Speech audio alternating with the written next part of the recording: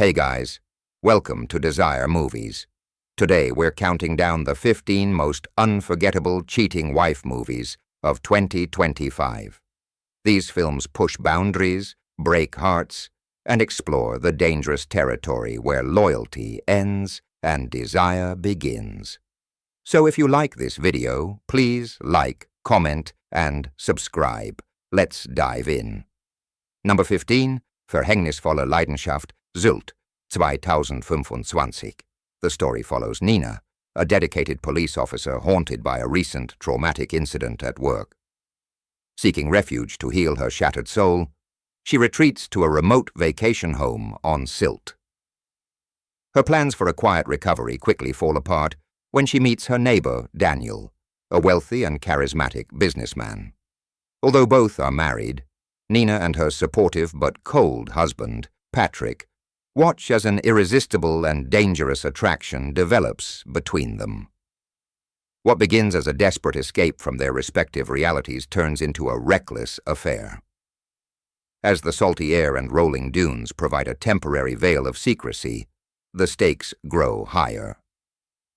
Daniel's wife grows suspicious, and Patrick begins asking questions Nina cannot answer. The island that once promised healing becomes a prison of lies.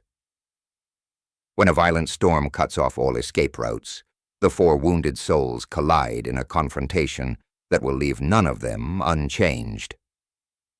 Silt's breathtaking beaches hide dark currents, and Nina discovers that passion without restraint can destroy even the strongest foundations. Number 14, Tambien Esto Pasara, 2025. A woman grappling with the recent death of her mother. A resilient and charismatic figure who remains a constant presence in Blanca's thoughts. Seeking to cope with her overwhelming grief, Blanca takes refuge in her family's summer home in the beautiful coastal village of Cadaqués. Surrounded by stunning Mediterranean views, she attempts to rebuild her life. However, she realizes she's not ready to let go. She continues to have an internal dialogue with her mother, relying on her guidance as if she had never left. The summer becomes a whirlwind of complex emotions as Blanca is joined by her two ex-husbands, her children, and her closest friends. But the true tempest arrives with Alex, a mysterious sculptor who sets up his studio near her villa. What starts as artistic collaboration ignites into a forbidden romance that awakens parts of Blanca she thought grief had buried forever. As her mother's voice grows quieter and her own desires louder, Blanca must choose between honoring the past or embracing a future she never imagined. The Mediterranean sun illuminates truths that shadows once concealed. Number 13, Eldernir, 2025. Set against the stunning yet dangerous landscape of modern Iceland, Anna is the country's most respected volcanologist. Anna's life has been defined by the stability of the earth she studies, but she soon finds herself standing on fractured ground, both professionally and personally. When seismic activity near Reykjavik portends an unprecedented disaster, Anna must lead a high-stakes operation to divert a massive lava flow that threatens to engulf the capital. However, the external chaos is mirrored in a personal crisis. Amid falling smoke and ash, Anna is drawn back into an emotionally charged and reckless love affair with Thomas, a mysterious colleague who vanished from her life years ago. Their reunion in the evacuation zone defies all logic and professional ethics. As the earth splits open beneath their feet, Anna's marriage to a devoted but distant geologist crumbles under the weight of secrets older than the volcanic rock surrounding them. The eruption becomes a metaphor for passion that cannot be contained, proving that some forces of nature and of the heart refuse to be controlled. Number 12, The Red Thread, 2025. The story begins on a long-haul flight where Abril, a passionate and dedicated flight attendant, meets Manuel, a charismatic and successful businessman. From the moment their eyes meet, an undeniable and electrifying connection emerges, a love at first sight that feels both impossible and inevitable. They share brief, frequent encounters that leave an indelible mark on both their souls. However, as the plane lands and life returns to its frenetic pace, fate intervenes, and the two are forced to pursue different paths before they can even exchange more than a few words. Years later, a reunion occurs. The red thread stretches, but does not break. By chance, Abril and Manuel find their lives intersecting once again. Now both are married to others. Both have built lives that look perfect from the outside. Yet the connection they felt at 30,000 feet refuses to die. What begins as innocent coffee meetings evolves into a secret that consumes them. As their spouses grow suspicious and their professional lives demand impossible choices, Abril and Manuel must decide whether some connections are worth the destruction they leave behind, or whether the red thread that binds them will ultimately strangle everything they love. Number 10. Konamara, 2025. In the high-pressure, sterile world of Parisian corporate consulting, Hélène has reached her breaking point. After years of relentless ambition and emotional repression, crushing exhaustion forces her to abandon her professional life and return to her quiet roots in the French countryside. Seeking clarity and respite from the emptiness of success, she moves back to the small town she once desperately wanted to leave. The transition feels jarring until she reunites with Christophe, her high school crush. While Hélène climbed the social ladder, Christophe remained behind, living a life of routine, local sports, and modest hopes. As they reconnect, their evolving relationship forces Hélène to confront the ghosts of her youth and the arrogance of her adult choices. What begins as nostalgic friendship quickly ignites into a passionate affair that awakens parts of Hélène her corporate existence had numbed. But her Parisian husband refuses to accept defeat, arriving in Konamara with promises of change and reminders of shared history. As the Irish Sea crashes against the cliffs and ancient stone walls witness modern betrayals, Hélène discovers that returning home means choosing not just between two men, but between the woman she became and the woman she was always meant to be. Number 9, Nosotros, 2025. As time passes, the film shifts from the romantic haze of youth to the complex realities of adulthood. The arrival of children brings new purpose, but also places profound pressures on their bond. We witness their relentless efforts to keep the flame of love burning amidst the exhaustion of everyday life, financial pressures, and the subtle shifts that can occur between two people over time. The film captures key moments of failure and heartbreak where the couple nearly gives up, only to find the strength or stubbornness to try one more time. It is a cinematic tribute to the resilience of the human spirit and a poignant reminder that while love can be a battlefield, it is also the only place where we truly feel at home. Within this decade-spanning tapestry, a pivotal infidelity emerges, not as a moment of cheap betrayal, but as the catastrophic result of two people growing apart while sharing the same bed. When Claire, after 20 years of marriage, finds herself in the arms of a musician who sees her not as a mother or wife, but as a woman, the affair becomes both destruction and awakening. Her husband must decide whether forgiveness is possible when the wound is self-inflicted by years of neglect, and whether love can be rebuilt from the ashes of mutual failure. Number 8, Aurora, 2025. As the daughter of a prominent and influential religious leader, Aurora's life is defined by the rigid moral framework of her father's teachings. She is the golden child, meticulously playing the role of obedient daughter to maintain her family's standing. However, beneath her refined exterior, a storm is brewing. Aurora becomes involved in a secret affair that shatters her father's sense of order. This secret affair provides the only escape from her predetermined life of chastity, but it quickly becomes the catalyst for a profound personal transformation. As Aurora struggles to balance her private emotions with her public obligations, tensions reach a fever pitch during her parents' lavish wedding anniversary celebration. The affair with David, a disgraced former seminarian who questions everything her father stands for, forces Aurora to confront the hypocrisy of a community that preaches forgiveness while practicing condemnation. When her younger sister discovers text messages that could destroy the family's reputation, Aurora must choose between the safety of her gilded cage and the terrifying freedom of authentic love. The anniversary party becomes a stage for revelation, proving that the most dangerous rebellion is sometimes simply choosing yourself. Number 7. Two Women, 2025. A sharp and contemporary reinterpretation of the 1970s cult classic Florence and Violette star as two neighbors and best friends who feel suffocated under the weight of having it all. Florence and Violette, two seemingly successful but secretly broken mothers, face the exhaustion of their professional careers and the emotional burden of their marriages, realizing that their lives have become a repetitive cycle of unmet expectations and social performance.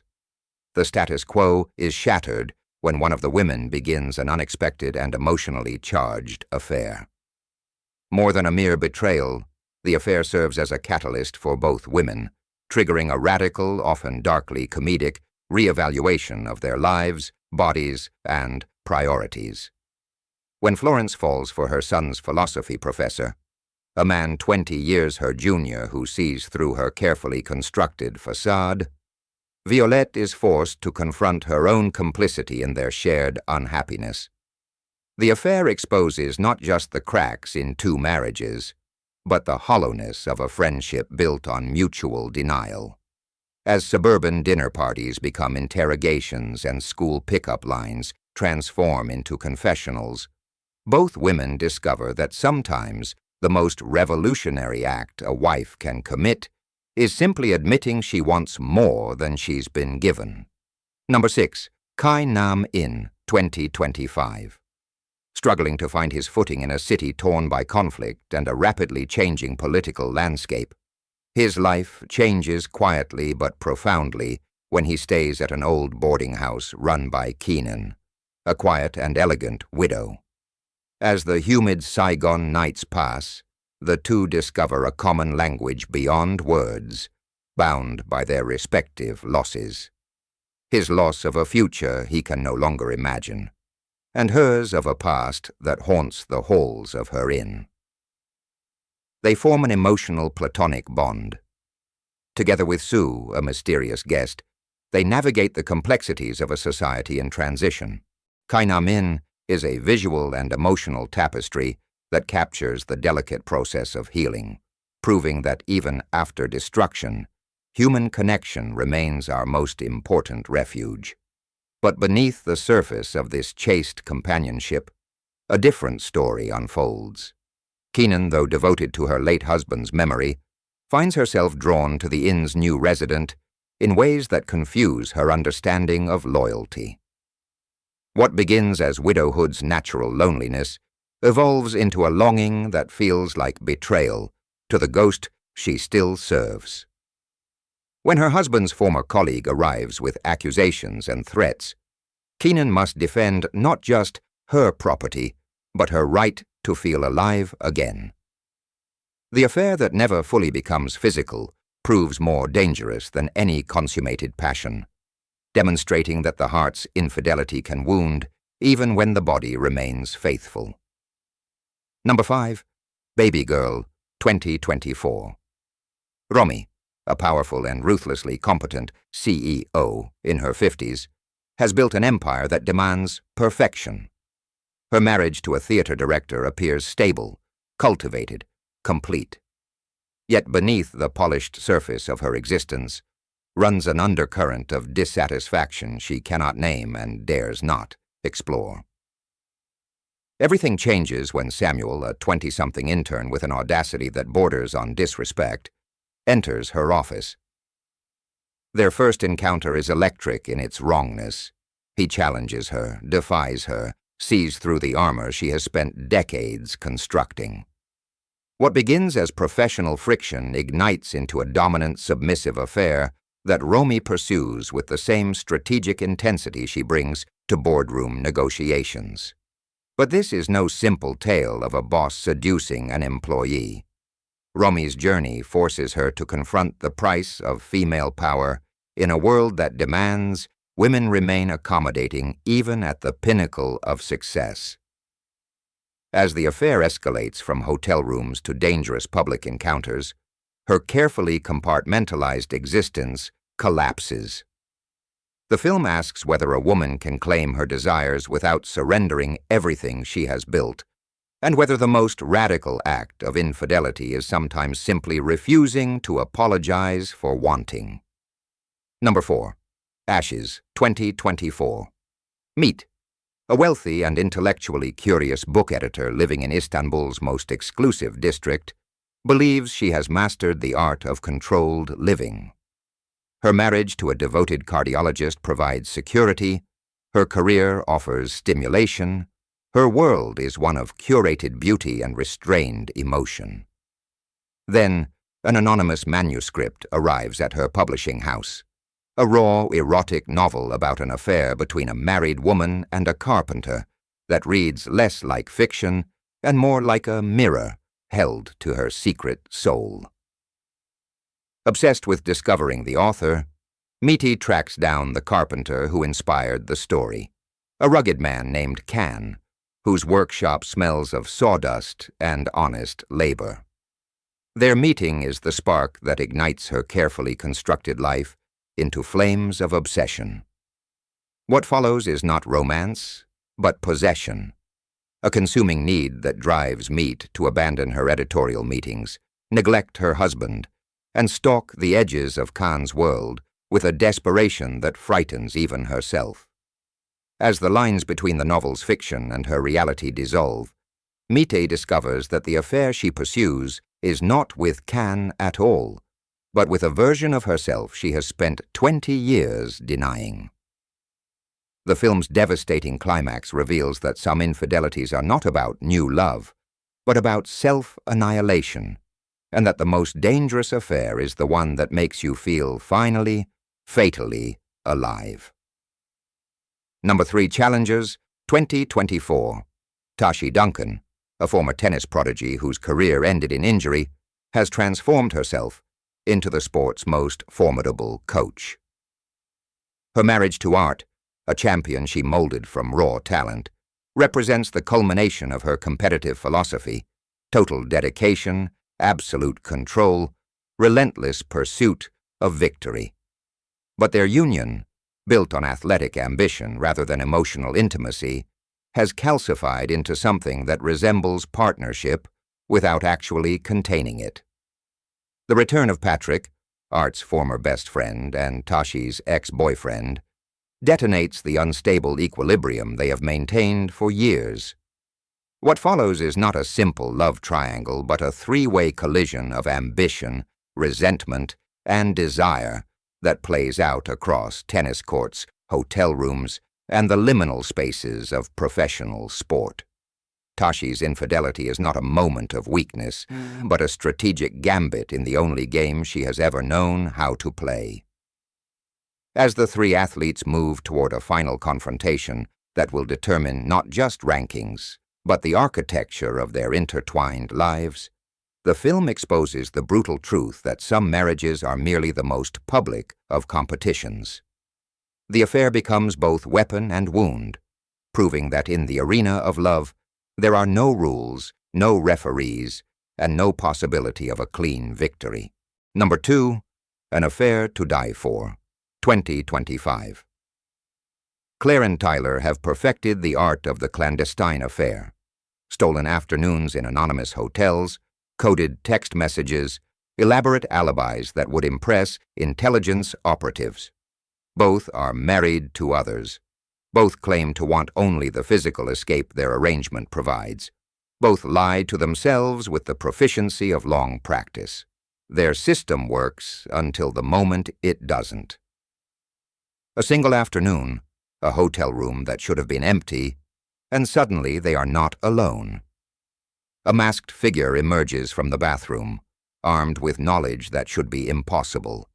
Intimate details, compromising photographs, the complete architecture of their deception. What begins as blackmail transforms into something far more sinister. Their captor forces Claire and Tyler to participate in a psychological game where the stakes are not money but survival, where the questions asked probe not just their affair, but the hollow marriages that made it possible.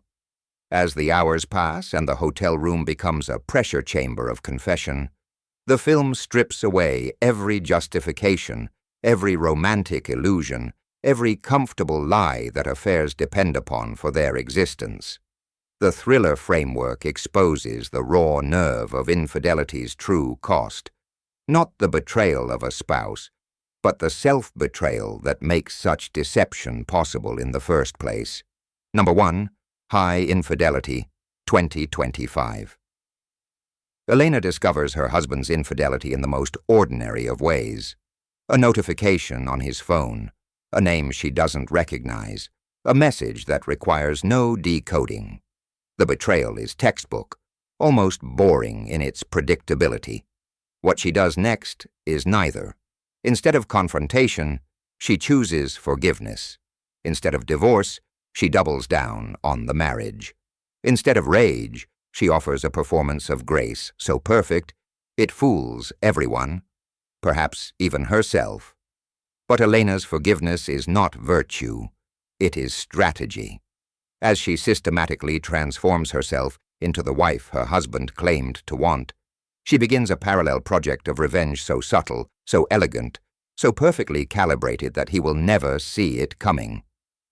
The film tracks her meticulous construction of a trap built from the very materials of their shared life, their home, their social circle, their professional reputation.